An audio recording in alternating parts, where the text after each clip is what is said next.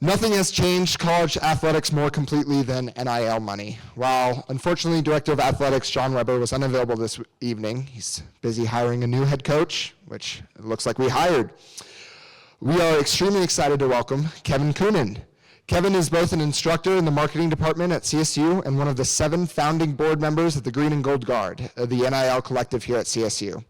The Green and Gold Guard has been responsible for providing revenue-generating resources for the Fort Collins community while providing millions of dollars to CSU athletes through their name, image, and likeness. A graduate of CSU, please join me in welcoming Kevin Kuhnen to the stage. Thank you very much. I appreciate it. I'm sorry, I guess, that I'm not John Weber, but we have some good news. If you guys have not heard, just before the evening's activities commenced, John announced Ali Faroukmanesh as our next head coach for men's basketball. So we're super excited to have him, and you know, I got the call to if I could be willing to sub in tonight. So I said, sure, I'll pop in and I'll sub in. But before I get started, I want to give another round of applause to Rich. That was a heck of a speech there. So if you guys would give him a round of applause, I appreciate it. You guys don't know the drive, but I'll tell you what, the drive was one of the most impactful things in my youth, and it was incredible to watch. And that guy's the fact that I actually got to meet him was just pretty special. So. So if you guys have ever taken me in class, you guys know I don't like talking at people by any means. So I'm going to kind of go over some baseline things about NIL, and then what I want to do is I really just kind of want to open it up to a bunch of questions and just kind of find out what you guys want to know about NIL, and I'll see if I can do my best to kind of talk about it. So as he mentioned, I'm one of the 7 founding members of the Green and Gold Guard, which is our NIL collective here at Colorado State University. And I think I was in the wrong place at the wrong time when I sitting in a meeting and they said, hey, do you want to be a part of this group? And at the time, I truly didn't know what I was signing up for, but I said, yeah, sure, I'll help out, see if I can be kind of the marketing arm with it. And it has been a fun, wild ride. We created that back in 2022, May of 2022, and it's become an incredibly impactful for us here at Colorado State, and it continues to remain incredibly impactful for our community as well as the student athletes here at CSU. So if you guys are not familiar with NIL, let's just start there. How does that sound? So NIL stands for name, image, and likeness, and ultimately what it is the marketable aspects for any type of college athletes. And I guess let me tell you guys a story first. Back in 2004, there was this prick that went to my rival high school by the name of Jeremy Bloom, and he was so good at football, and the little jerk, sorry mom if you're watching online, the little jerk ran a touchdown back against me, and then I got to watch him go, and I got to watch him play against play for CU. So here he is. He's a wide receiver for CU. He was really the kick returner is what he was. But what Jeremy was most known for was mogul skiing. And ironically enough, Jeremy's dad was a professor here at Colorado State, and his sister went on to have a lucrative poker business, if you guys are familiar with Molly's game. But Jeremy was really good at mogul skiing. So slalom, all these different brands wanted Jeremy to be a representative for them. So they started paying Jeremy in different, merchandise and cash, and Jeremy used that money to go out and finance his skiing trips, his competitions and all these different things. Well, the NCAA stepped in and said, hey, Jeremy, you are a college athlete, since he was playing college football for the University of Colorado. They said, you cannot accept these items. You either have to choose skiing or football. And Jeremy was basically like, look, man, I'm not trying to get rich here. At the end of the day, what I'm trying to do is I'm trying to pay for my skiing that he was an Olympian at. I mean, he was a really good mogul skier. But in the end, he ended up having to drop skiing for his 1 year that he did play college football. Now, I don't see, is Coach Lubick here tonight? Shoot, I don't see him. Now, the great part about this story is that while Jeremy was a pretty good mogul skier and he did play for the CU Buffs, the one thing he couldn't do was beat CSU in football. So thank you, Coach Lubick, for smacking him around. That got my revenge from the high school problems that I had with Jeremy back, so I was always very appreciative of that. So, but Jeremy was really kind of a pioneer within this NIL world. he really kind of made a fuss. He filed a lawsuit against the NCAA. I believe a lawsuit he didn't win at the time. But really, that was one of the very first times where NIL started to become an issue. And then there was a kicker by the name of Donald De La Haye out of the University of Central Florida. De La Haye is a YouTube star, and he would do trick kicks. So he'd set up a water bottle on a field goal post, probably took his shoe off and kicked barefoot every once in a while, and he would kick these field goals. Then he just posted on YouTube, just like any creator out there. Well, same situation as any other creator, he was receiving money for it. The NCAA found out that he was using his skill that he was a college athlete for to make money. And they stepped in and they basically said you could no longer do that. And so that became a big fuss, and people started really getting into uproar.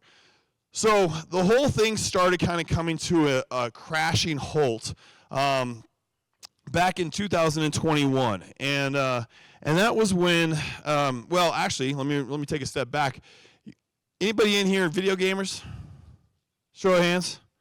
2014 NCAA football, we played that game. 4 streaks, running down the middle. You got your tight end cutting across the middle. Open every single time. I lived playing this game, man. Greatest video game ever. Here's a problem with NCAA 2014. They were using real players' names. Well, not their names. They were using their real players' numbers and their likeness in the video game. And the players were not getting paid for it.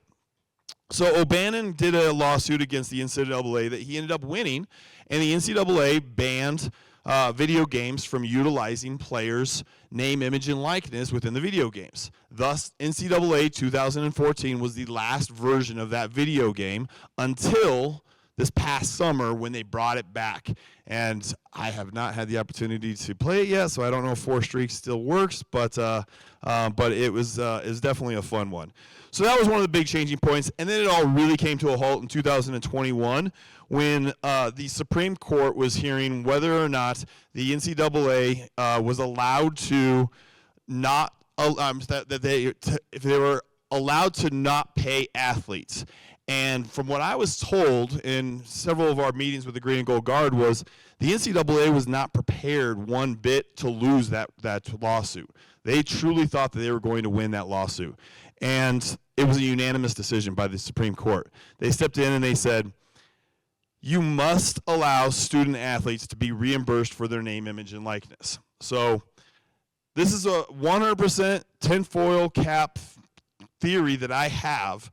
I believe that the NCAA at that point said, all right, you know what? If we've been trying to protect student athletes for this entire time.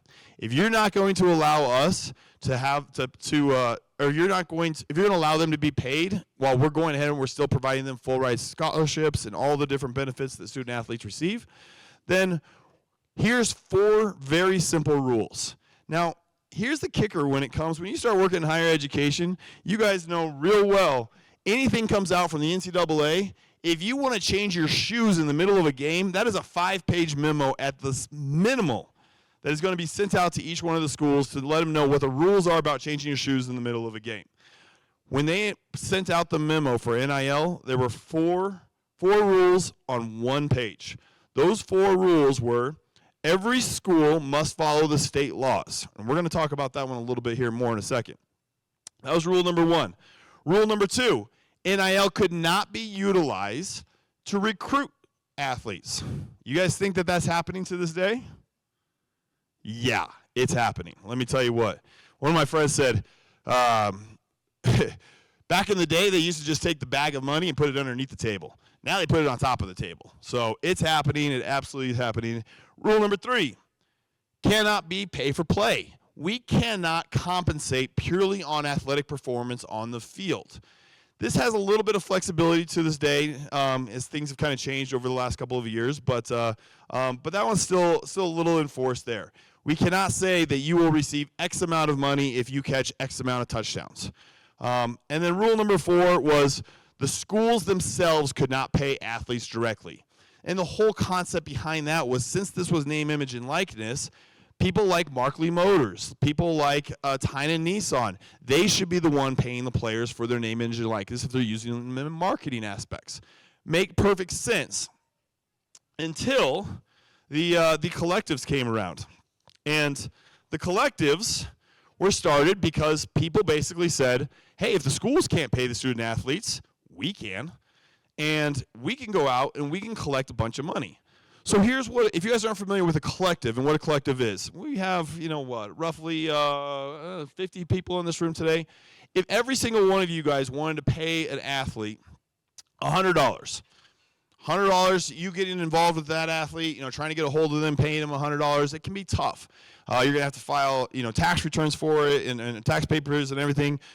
But if we all 50 got together and we all took that $100 and we went out and we could pay that athlete $5,000, A, it makes a much bigger difference for that athlete. B, there's only one paperwork filing we have to fill. So it seemed like a very good idea to put these collectives together. And they are. They truly are. The problem with it not being associated with the schools is a lot of the collectives had to operate without any guidance from the schools. There were some good things to that, and nationwide, there were some bad things to that. There were some people who took some pretty good advantage of that, and that whole case of like, hey, let's just take a big old fat duffel bag and put it on top of the table, that became the case. Now we had boosters involved in recruiting. There's a really great case out there, another fun story. Quarterback, he commits to the University of Miami, and he's ready to go play in Southern Florida. And the University of Florida comes to him and says, hey, the collective tells him, we will pay you $13 million over the next 4 years to come play at the University of Florida. But you have to decommit from Miami and come commit to us. He says, absolutely, let's do it. So he packs up, he moves to Gainesville, and the collective does not live up to their share of the agreement. They not pay him. And so he goes to the school and he requests for a release from his letter of intent, and they go ahead and they approve it. And then he went to Arizona State, and he's now playing at Arizona State.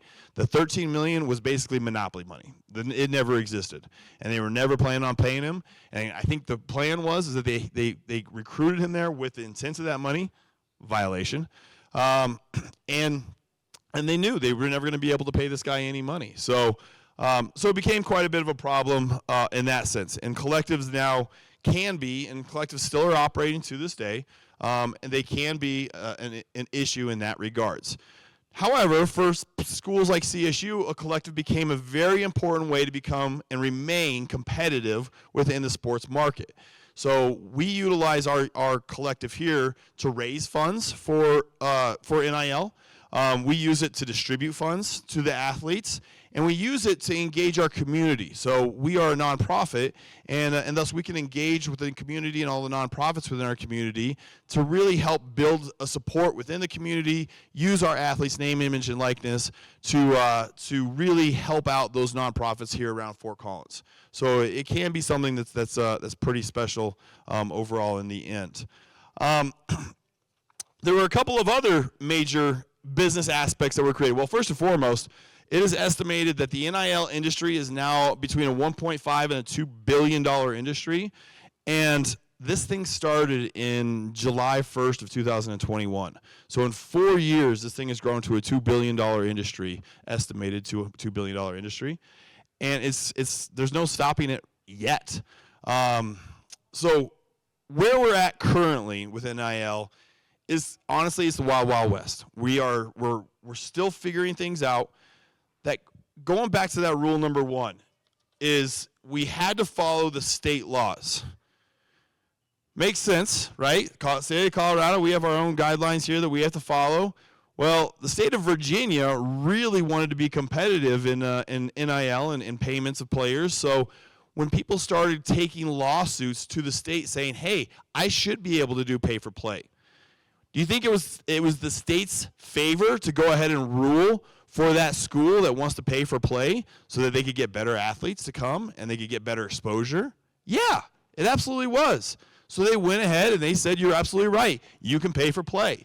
And they started going against all the rules that the NCAA had. And the NCAA still to this day is having a hard time monitoring these, guiding these, and enforcing any of the rules that are associated with name, image, and likeness. And so number one rule really ended up kind of becoming a disadvantage for the NCAA than it was ever an advantage of everything overall. So everybody in the NIL world is very much looking forward to April 7th this year. We have what's called the House settlement is about to drop. And there is a large belief so the House settlement is based of two major factors. One is a gentleman who's it's actually named after. His name doesn't matter. Grant House out of Arizona. He's going back and he is basically suing for back pay. He believes that the NCAA had knowingly not allowed players to get paid for their name, image, likeness dating back to 2016. So there's about a $2.8 billion settlement agreement that's going to be tied to this House agreement that will then allow any athletes that have competed in the NCAA from 2016 to 2021 to be paid for their name, image, and likeness. So that's kind of the first part of this House settlement. Hey, let's take care of the people that deserve it, that got, that people that really did need that, need that money. I have no problems with that whatsoever. The second part to this is where it's going to allow name, image, and likeness to go moving forward within the future.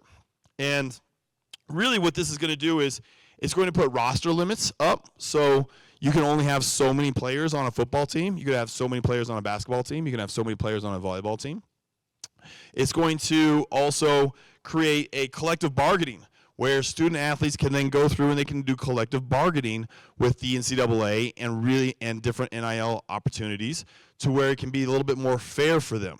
This is exactly what they do in the NFL now. The NFL Players Association does a collective bargaining agreement with the NFL to make sure that the NFL follows all the guidelines and all the rules that they want them to follow through. So this will be very, very useful for the student athletes. Think of it just like a union. It's going to be a union for the players.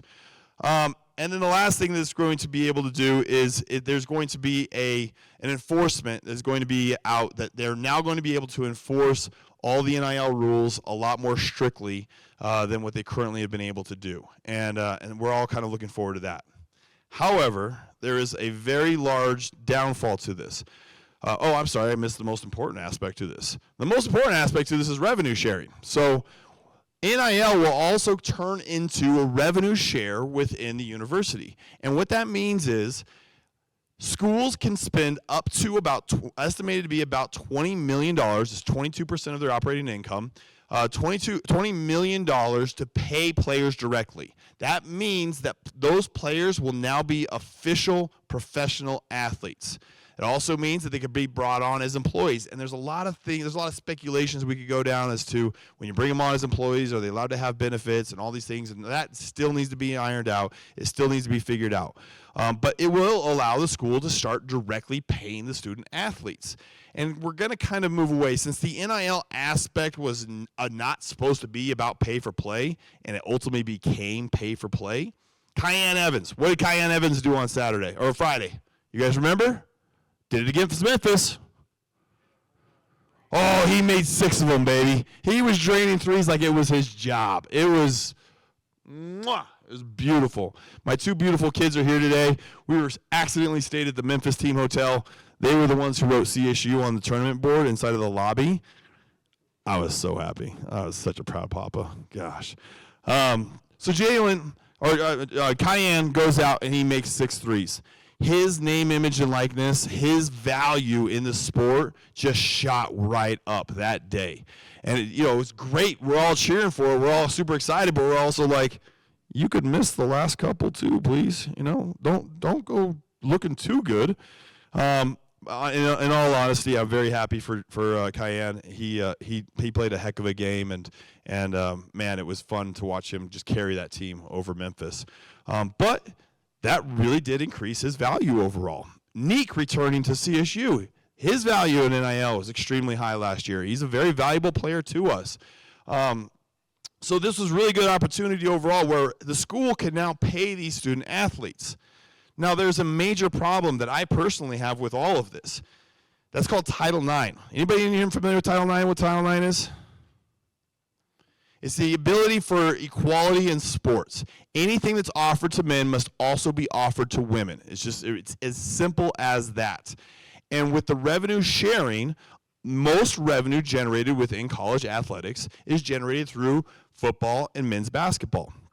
There are a few exceptions with different universities within volleyball and women's basketball, and those ones can also, I mean, all aspects of it. The athletic department is going to be up to their discretion, I believe. Don't quote me on this, as to how that revenue sharing is split out. But they're not, as of right now, they are not going to be required to evenly split that out. So it still needs to be ironed out as to how well this is going to work out with Title IX.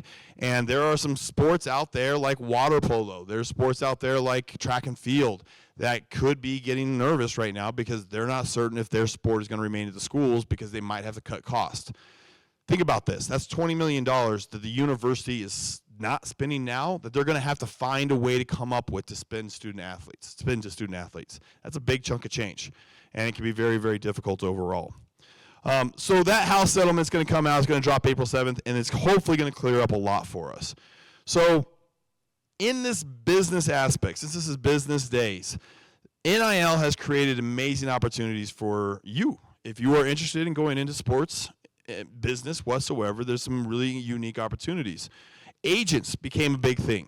If you like to sell, and man, if you have a legal aspect behind you, if you want to get involved in a legal part, becoming an agent could be a very great way to earn a living.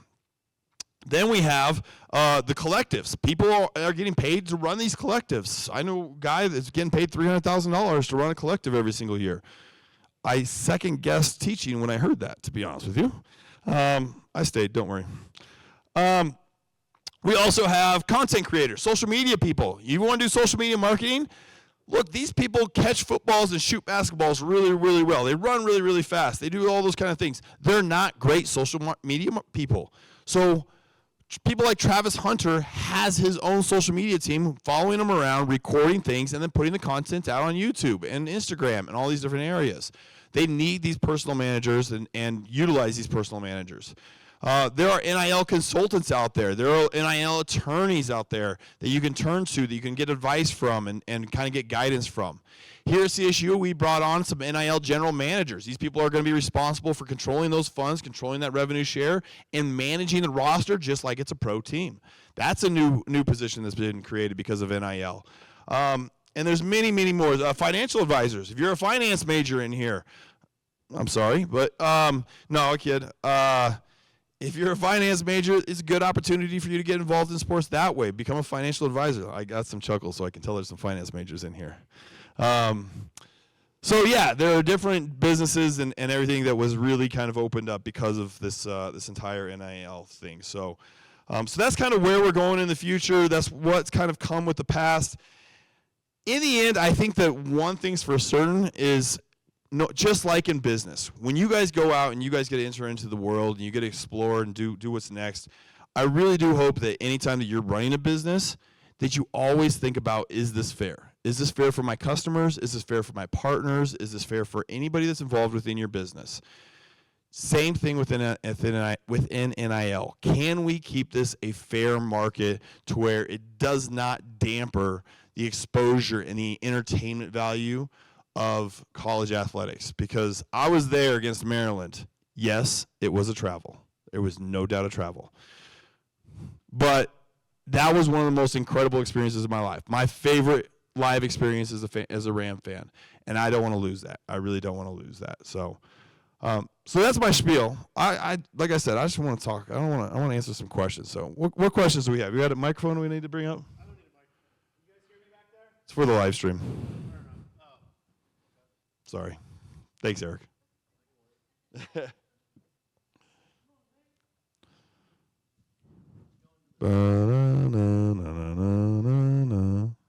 Hey, Kevin. Hey. I'm going to tee one up real easy for you. I appreciate it. I need one. Not because you pay me to, but because I can. I Also, for my benefit and for yours, we both teach over at the College of Business. There's a couple of programs over at the College of Business which I believe would be really useful for a student wanting to get into this world, one of which you run and one of which I help run. do you mind touching on those and how they might impact students' ability to work in the NIL world as a representative or something like that? Yeah, absolutely. So the two that he's referring to is the Sales Center, which I guess I got to plug mine first, I guess, and then the Music Business Center as well. And so with this is great opportunities overall. A lot of the education that we provide within the College of Business can be really good uses for you if you want to go and work in the industry of sport. And if you really want to work in the industry of NIL specifically, again, finance, financial advisors, marketing, social media marketing, but selling is one of those things that you do all the time. You sell yourself, you sell constantly. Coaches, when they are recruiting, they are selling the school. They need people to come in to help sell the school. So getting these basic core skills can really help excel you within a career within NIL. And in the music business industry, it's entertainment, and that's exactly what sports is entertainment. At the end of the day, it is a business about entertainment. And so I'm certain that you guys have some really good curriculum that can really help you out in learning on how you can be very effective within the entertainment industry. So yeah, that answer your question, Eric? I appreciate it. Thank you. What other questions do we have? Of course, up front. Should I just give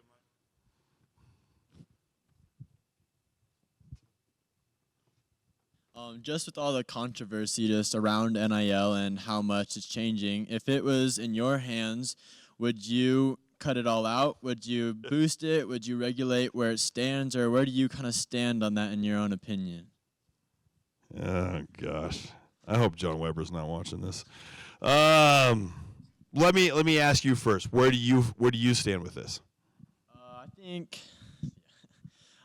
personally, I kind of fall in the middle in the regulation portion. I feel it can help a lot of players kind of boost their just market themselves rather than even just a simple company. It can kind of go both ways.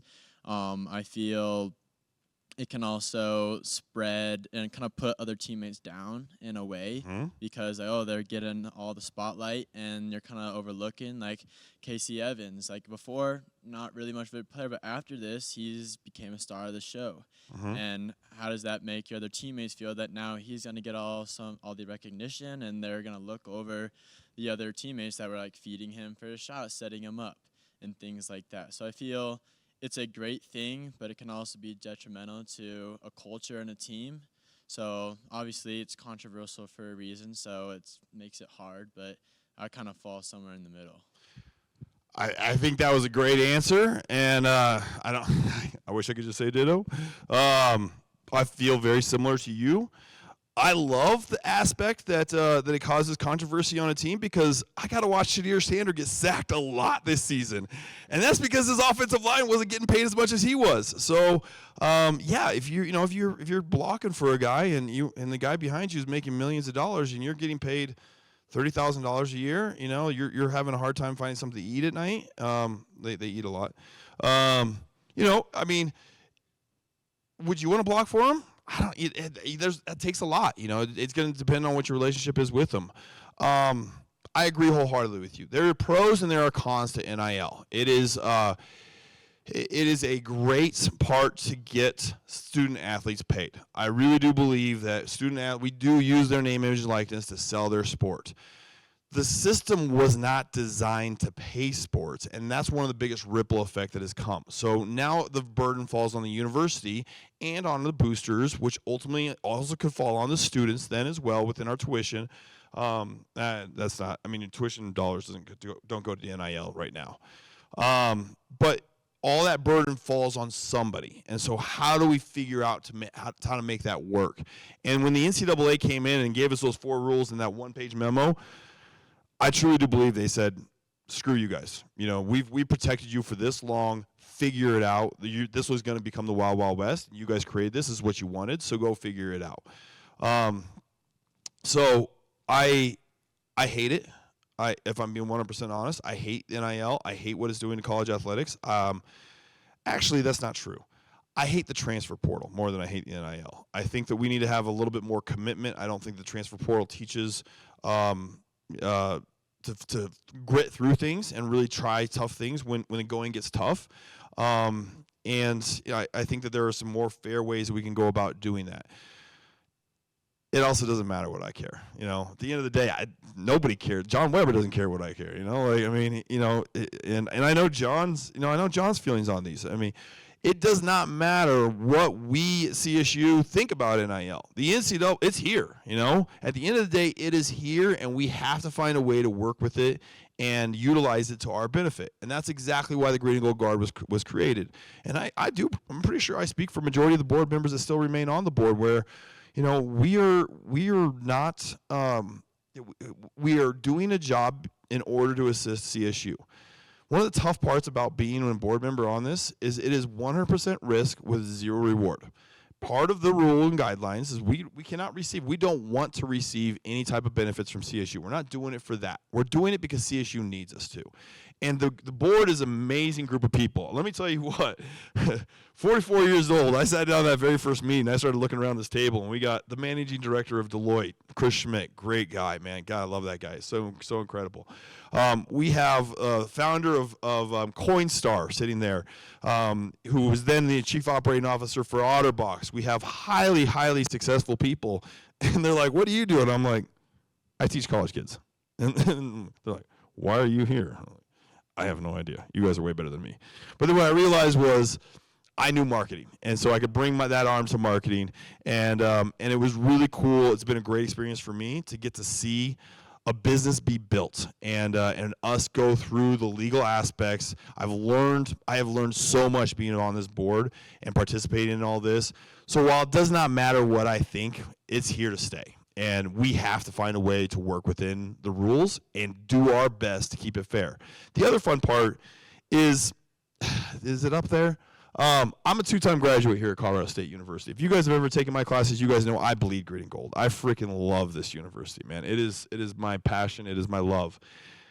One of the things that I absolutely love about this university is that we do things right. We don't do bags underneath the table. We don't do bags on top of the table. We follow the rules, and everything that we do, we are fully protected. If the IRS were to ever come to us and say, what you are doing is operating within your business realm, we can say yes, absolutely, and here is the proof of the pudding with it. And that was a core foundation when we met for the very first time. We all agreed we are only going to do everything that's on the up and up. We are never going to do anything shady. And that was 7 unanimous decisions. We said absolutely 100%. Because, again, my wife and I got courtside seats to the basketball game. I love Colorado State basketball. I love Colorado State football. I love volleyball. We are season ticket holders in all 3 of those. And if I were to get booted out of there, like, I'm throwing bows, somebody's getting hit. There's no doubt about it. Like, I'm going out with a blaze of glory. But yeah, it's at the end of the day, long answer to your question. I'm sorry, but it just doesn't matter overall. What I care. What? Another question back here. How are we doing on time? Hey, Kev, thanks for coming. So you kind of talked about all the opportunities around NIL right now. And one thing that you hinted on that I was kind of interested in, you talked about social media management for these athletes. And I kind of wanted you to touch on that and what that would look like if a student was trying to offer these NIL athletes a sort of way to manage their social media, and kind of how that intermediary part of it works, just because you're operating with not only your company, but also the company that's sponsoring that athlete as well as the school. Can you say that last part one more time? Yeah, so like how you have the school that has their own system with how they want the athletes to correspond and what they want them to do. Yeah. And then you have the company that's actually giving them the money. Yeah. And then you have the sports team itself. And so kind of if you were kind of come in there and be like, hey, I want to manage your social media, or I want to do this for you or that for you, how do you kind of get through all of that? Yeah, excellent question. Welcome to the Wild Wild West, right? Nick Saban, no longer a coach, doesn't want to coach in the NIL world. Completely understand it, right? NIL is a big factor as to why Nick Saban is no longer coaching. And because of the fact that he went out and he did an interview and he said, back in the day, I used to sit down with these families at my house for dinner, and we'd talk about development. We'd talk about the NFL. How do I get to the NFL? And he said it turned into a situation where these families would show up to my house, and the first thing they asked me was, how much are you going to pay us in order to be here? And that's not what college athletics is about, you know. That's never what it's been about. That's not the core foundation that was built on. So that becomes very difficult to work with the schools. There are people out there that the ethical compass does not point in the same direction as what mine does. And if you are representing a marijuana company, if you are representing an alcohol company, if you are representing something that may or may not be viewed as this is the most ethically sound business, and you're approaching college athletes and you're out there offering up $50,000, $100,000 to, I mean, if I offered you $50,000 right now, would you say no to it? I wouldn't say no to it, right? I mean, everybody in this room would say yes to it. Now, you know, the stipulations behind it, I probably get screwed in the back end, but you know, if I need to put a little THC leaf on my suit right here, give me that check. I'll do it, you know. Not really, Mom. I won't do that. I'm just kidding. So yeah, that's become very difficult to manage at the end of the day. One of the great parts about being here at CSU, and to kind of tie this back to CSU, is oftentimes we recruit for class, right? We don't just recruit for talent level. And the basketball team is a prime example of this. Everybody on that basketball team is just, they're upright citizens. They do everything that we ask them to do within the collective. They get their job done, and it's incredible to work with them. These are wonderful people.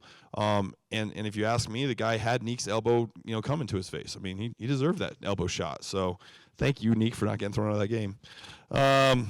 So with that, we don't have to deal with a lot of that problems. We don't have to deal with that, and the coaches do a pretty good job of handling it too. There is a little bit of locker room divide that comes with these kind of things, but the coaches have done a really good job of making sure that they have a thumbprint on that, and they're handling it overall. So not so much at other schools, you know, and that's when you end up seeing players bounce. And you know, you're hearing now of players that have played in 4 different universities in 4 different years. Would you trust that person? You know, does that make it that much harder to get drafted in the NFL? Does that make it that much harder to get drafted into Major League Soccer? Yeah, it does. You know, I mean, it's just, you got to understand. I think the best way to describe that is, one of the biggest things that I want to make sure that you guys take away from this, and any student athletes that are out there, it's your personal brand, right? Anything that we do is always our personal brand. How do we go out and we build our personal brand? And that's the way that people think of us, the way that people view us. And that, to me, is something incredibly important. And I never want to give up my personal brand for something shady. And so, you know, hopefully, you know, it's easy for me at 44 years old to say that and, you know, to decline a $50,000 offer. But it's not so much, you know, at 21. I don't know if I could have at 21, you know. Lucky Joe's would have been a lot more wealthier if I had $50,000 at 21. So, yeah. Any other questions? We got one up here. I actually had one for you. How does CSU compete in this? If we're going to be the good guys, the upstanding guys, if we're going to be the kind of almost mid-market university, how do we compete and not have, you know, Braden leave, have Neek leave, have Lake Evans leave? Yeah. Good part about Lake, he's graduating, so we don't have to worry about keeping him. And he said, like he quoted, I want to wear a CSU for life. So that is an excellent question, and I wish we had the magic, you know, the magic ball to look at and find out the answer with that. First and foremost, I think it's incredibly important that we always compare ourselves to our peers, right? We are not Alabama. I would love to put 100,000 people in our stadium. Fire marshal wouldn't, but I would love it. However, we are not our peers, or we have to compare ourselves to our peers. We are not Alabama. We are not Ohio State. We are not Michigan State in basketball. So we have to understand who we're going up against and how we're going to compete within that market. For us, that means the Pac-12, right? We're looking into the Pac-12. Look, Mountain West has, you know, we know some of the NIL numbers. We know where we rank within that, and when we're doing just fine in that category. But what is the Pac-12 going to look like? What is it going to look like when there's a bigger TV deal? How much are we going to have to pay for that? And that's one of the reasons a lot of schools are bringing in GMs in order to control this thing. I was very fortunate, actually. The Thursday before spring break, I had the GM of University of Michigan that just gotten hired on. She came to my class. She happened to be in town, and she spoke about NIL to our class. So these people are going to be responsible for figuring that out and really identifying, but making sure that we're comparing ourselves to our peers, not to anybody else. It will take a lot to get us to a level of a P5 school, P4 school now, and be at that level. Now, with that being said, you have some of your P4 schools that we do have a better NIL program for, and I'm not going to throw out names out there, but you guys can probably figure out, who are some of the bottom dwellers consistently in some of these big power conferences, and part of the reason they're bottom dwellers is they just don't have the money to pay some people. Some of these smaller schools in the Mountain West also have some of the biggest NIL budget. New Mexico is the largest spender of NIL in basketball in the Mountain West. Now they won the regular season Mountain West, but they didn't win the tournament. So all in all, making sure that we're comparing ourselves to our peers and just doing everything that we have the ability to do at Colorado State. Hey, Kevin. Hey, Patrick. So I graduated from the University of Nebraska in the late 1980s, and in those days it wasn't the bag under the table or on the table. It was boosters having students come mow lawns for $50,000. Yeah. Only you really didn't have to mow the lawn. In fact, you really didn't even have to come over. Yeah. So it's nice to see it. There was actually a senator at the time who was trying to professionalize college sports, and he was laughed at. His name is Ernie Chambers out of Omaha, and look at where we are today. So for those who don't know, your tech transfer invests a lot of money, millions of dollars every year in aggregate in innovation that comes out of Colorado State University. And when that innovation enters the marketplace and companies make money, CSU makes money on royalties. So I ask you, Kevin, if you have either a personal opinion or a professional opinion, why not just create a minor league? Why not create a minor league that is fully professional, put the CSU brand on it, and much like tech transfer, we just receive money from that as a sort of byproduct of our overall brand. Has that ever been discussed? Is it even in the realm of possibility, or is that just kind of a speculative, looking in a crystal ball? If creating a minor league has ever been discussed at CSU, it was discussed among the people that get paid a lot more than I do, and I was not involved in that meeting. So I'm not aware if it has or has not, but I know for certain that I have not been a part of it. What I can say to this is that going through this Wild Wild West, there have been a lot of very creative ideas that have been thrown out there, and I personally think that that several of them are very viable options, and I think that we need to explore some of them. And one of them is the idea that we should take football independent, right? Have football be there's no conference associated with football. It is a purely independent sport. It's still associated with the school. We still compete in Canvas Stadium. We'll still be Colorado State, but we will not compete in the Pac-12. We will not compete in the Mountain West. We will get to compete against the other people that we schedule games with and that we work with. Now, let's also take a little model from the Europeans, and maybe we throw a little bit of relegation into this as well. So the bottom 10%, they fall down, and we could break this thing into 2-3 tiers. Bottom 10% fall down, top 10% move up. I think that would make for some really creative and fun and exciting sports here in America, college athletics in general. But I think more so what this problem helps solve is your volleyball players at Stanford that have to fly to New Jersey to play the Rutgers. Why on earth is the volleyball team and the softball team and the swim and dive team and the water polo team flying 5 hours across country to play a game? When they could go right down the street and play UCLA again. They could play USC again. They could play Oregon and Washington. That's just so perfect of a solution right there for me. So I don't mind that one. And football is the main driver of NIL. Basketball's up there, but at the end of the day, football is the biggest driver of NIL. The other one that I heard was let's implement contracts, right? If you want to gamble on yourself, if you're Kevin Kuhnen and I'm ripe 18-year-old kid getting burned by Jeremy Balloon on that football field again, and I want to gamble on myself, and I come to Colorado State University and I say, hey, I want to play with you, but I really think that I'm good enough to play at Ohio State. Jake can talk to me and say, you know what, we'll offer you a 1-year contract. We're going to pay you $2,000 because that's all you're worth, Kevin. Pretty fair. And but at the end of the 1 year, if you go out and you have a great year for us, you're out of your contract. You can go wherever you want. So hey, I can gamble on myself. I can pick up and I can leave. Now, let's say that I'm Kevin Kuhnen, 18 years old, and I want a college education. I'm really myself. I'm the third to fourth string backup, and that's being kind, right? But I want to come to CSU, and so I go to Jay and I say, you know what? I'll tell you what. I'll give you 4 years. I will work my butt off on the scout team. I'll give you great practice squads, and I will be everything to get you guys ready for these games. And all I want in return is my education paid for, and I'll commit to 4 years for you.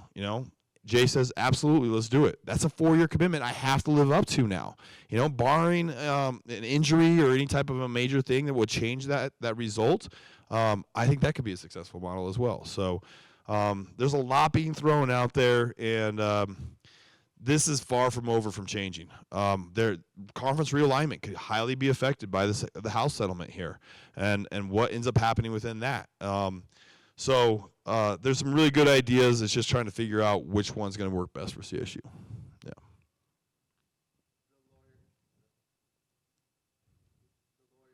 Still not on. The lawyer in me needs to know, the House settlement, is that administrative settlement? Is it a legal settlement? And then the follow-up on that is, what about the federal regulatory system? Is there anything going through Congress that is working on this? Because obviously any congressional, any federal law would preempt any of those state laws and hopefully bring us some sort of balance. Yeah, so I believe it's illegal. Don't quote me on that. I'm not 100% positive. I'm not a lawyer. I just like to pretend like I'm one. But I know how to use my microphone. So that part, I believe it's a legal aspect. And that this is part of the thing that's really tricky with this whole thing. So as Congress comes out and they do make decisions within the NIL regulations and what we can and cannot do, that becomes the main governing body. Now, as soon as that happens, the states go nuts, and I really do believe that the states are utilizing the legal system in order to ensure a competitive advantage within the NIL market. So they are going to favor, and what's going to favor the universities, which are a lot of them are state governed universities, and so it makes sense as to why you'd want to have a good competitive athletic department at any one of Colorado State University. So, yeah, good question. Any other questions? Thank you guys so much for having me today. I greatly appreciate you. This was amazing.